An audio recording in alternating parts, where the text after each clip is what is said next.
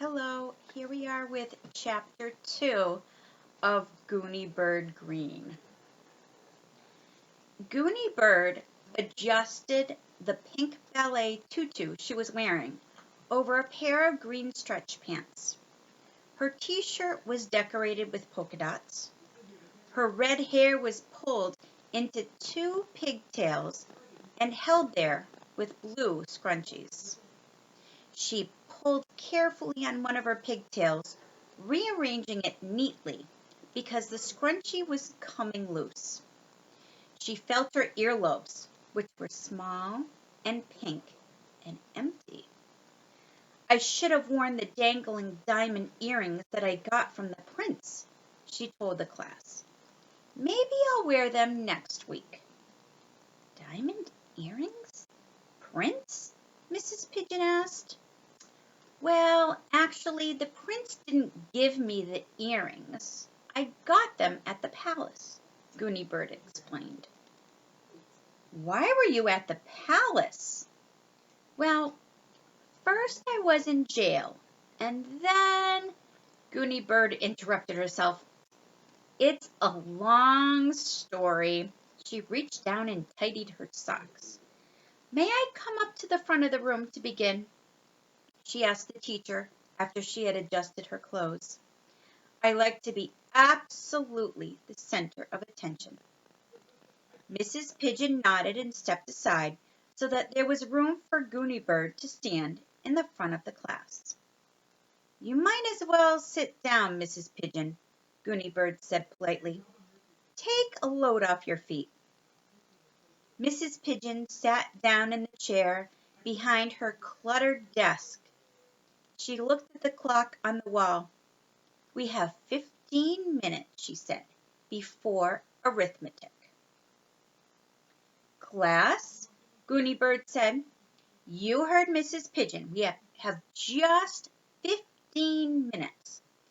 There are many Gooney Bird stories I might tell you, but I have time for only one today. Who has a suggestion for a story?" Ben's hand shot up. "Tell about how you came from China," he said. Nicholas called, "Why are you named Gooney Bird?"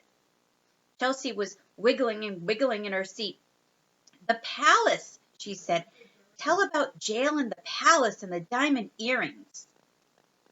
Other hands were waving, but Gooney Bird motioned for those children to put their hands down. She looked around the room, thinking. "This is the title of the story," she said at last. "How Gooney Bird Got Her Name." "Just like how the leopard got his spots," Barry Tuckerman said in a loud whisper.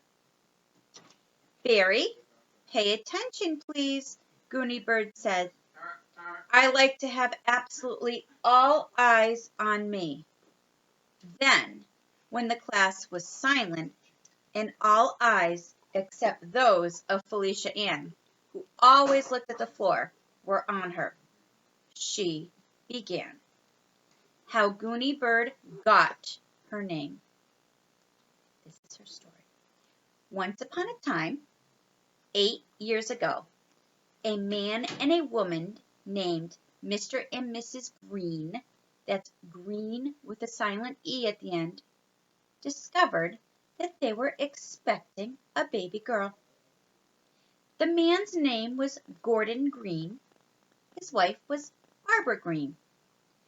They decided to name their baby girl with their initials, G for Gordon, B for Barbara. They thought of many different names. "Gail Beth," said Mrs. Greene. She liked short names. "Gwendolyn Belinda," said Mr. Greene. He liked long names. They discussed and discussed.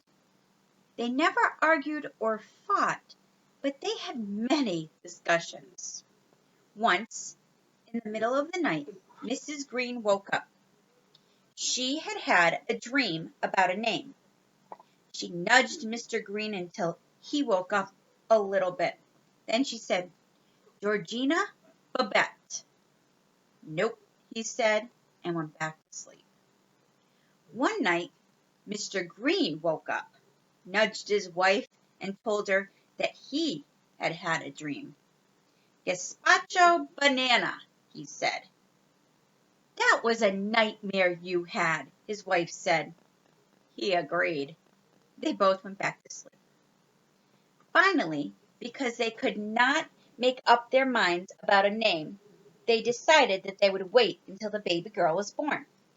Then they would look at that baby, and somehow they would know that her name should be Grace Bridget or Gloria Bonnie or some other name. They waited and waited for the baby's birth. It takes many months, as you know. Gooney Bird paused in her story. She could see that many of the children wanted to wave their hands in the air and say things. "Class," she said, "any comments so far? Any questions?" "We have 9 minutes left," Mrs. Pigeon reminded them. "Before arithmetic." Kiko asked in a small voice, "Did he really say gazpacho banana?" "Yes, he did," Gooney Bird said. "I tell only absolutely true stories." Barry Tuckerman stood up beside his desk. "I was named a B name for my grandfather," he said. "My grandfather's name was Benjamin." "That's my name," Ben called out. "My grandfather was in college when my grandmother went to jail," Barry added, "or he would have gone with her." Tricia raised her hand. "My cat's name is Fluffernutter," she said. 4 more minutes, Mrs. Pigeon announced. "Let's let Gooney Bird get back to her story so that we can hear the ending.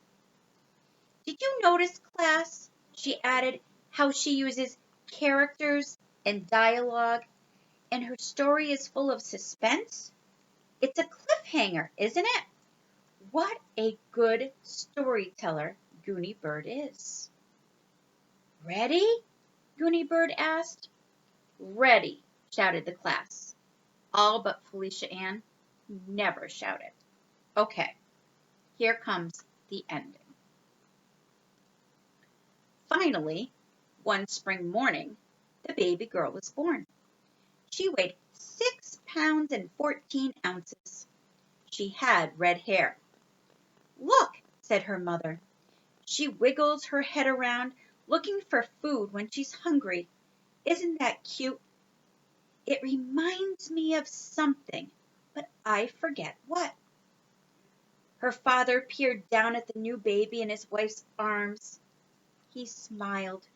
"She has very big feet. Isn't that cute? It reminds me of something, but I forget what." Mr. and Mrs. Greene looked at their sweet baby. They thought and thought. "It's coming back to me," Mr. Greene said at last. "Do you remember when we went on that bird watching trip to various islands in the Pacific Ocean and we saw all kinds of marine birds?" "That's it," his wife said. "She looks very much like one of those birds. But which one?" "Let's get our photograph album from that trip," Mr. Greene said. Together, they turned the pages of the album. "Double-crested cormorant," Mrs. Greene said. They looked down at the baby. Nope, she didn't look like a double-crested cormorant. "Red-necked grebe," Mr. Greene suggested. They looked at the baby again.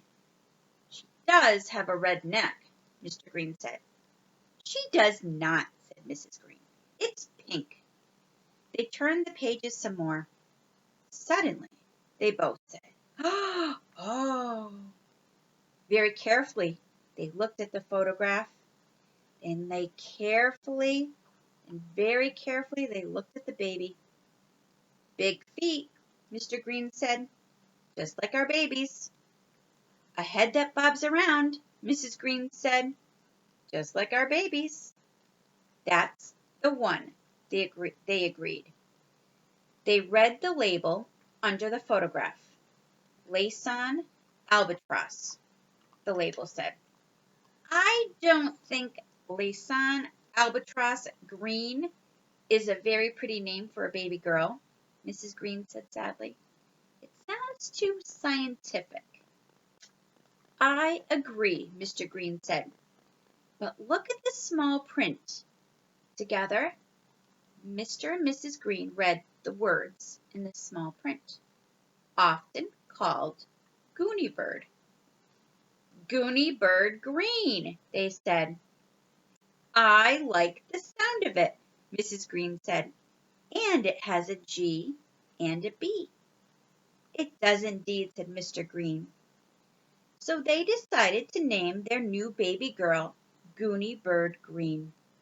Then everyone, including a doctor, a midwife, and a cleaning lady, hugged and kissed and did a Viennese waltz together. The end. What a lovely story, Mrs. Pigeon said. And it gives us a chance to do some science research. We will look up Laysan albatross in the encyclopedia. Thank you, Gooney bird. You may take your seat now, and we'll turn to our arithmetic. Wait, wait! Beanie's hand was waving in the air. Yes, Beanie? Mrs. Pigeon asked. What's wrong? I want to hear about the diamond earrings and the palace. That's a different story, Gooney bird said. She was walking back to her desk. Tell it, the children called. Barry Tuckerman jumped up and stood beside his desk. I want to hear how Gooney bird came from China, he said. I came on a flying carpet, Gooney bird said. But that's a different story, too. She adjusted her pink tutu and sat down. Tell it, the children called. Mrs. Pigeon laughed. I'm sure Gooney bird was just joking about the prince and the palace and the diamond earrings, she said. And the flying carpet, too. Gooney bird had already opened her arithmetic book. She looked up in surprise. No, she said, I wasn't joking. I tell only absolutely true stories. Wow, said Mrs. Pigeon. Will you tell us another tomorrow? Of course, Gooney bird said. And that is the end of chapter 2.